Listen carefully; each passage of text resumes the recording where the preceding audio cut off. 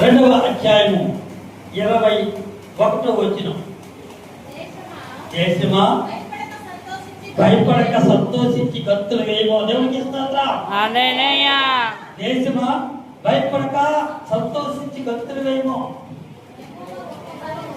ఏం చేద్దాం? సంతోషించి గంతులు వేసేవారిగా ఉండాలి, సంతోషంగా ఉండేవారిగా ఉండాలి, సంతోషంగా ఆనందముగా ఉత్సాహంగా ఉండాలి.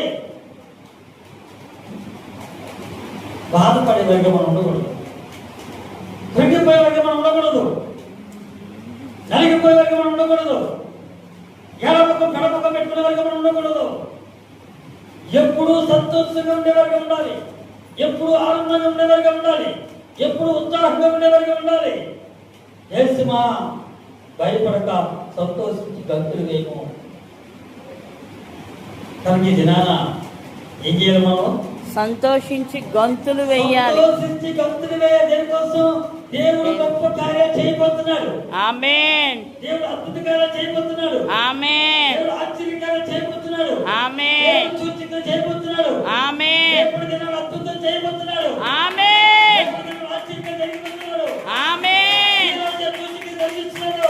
ఆమేన్. ఈరోజు గొప్ప కార్యాలు జరిగిస్తున్నాడు. ఆమేన్. కనుక దేశమా భయపడక సంతోషించి గంతులు వేయము.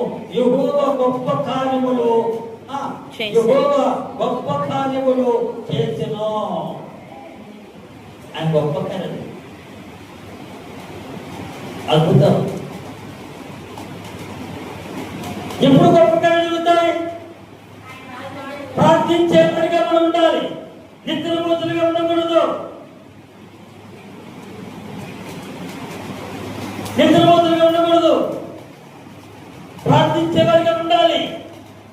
చిన్నపోతులుగా ఉండకూడదు, ప్రార్థించేవారిగా ఉండాలి, ప్రార్థించేవారిగా ఉండాలి, చదివేవారిగా ఉండాలి.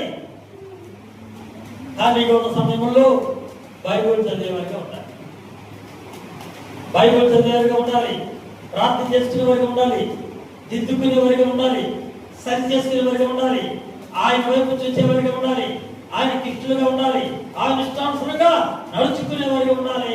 ఆయన గొప్ప కార్యములు మన పట్ల జరిగిస్తారు. ఆమేన్. గొరకలు పెట్టి నిద్రపోతూ 7 గంటలకి లేచి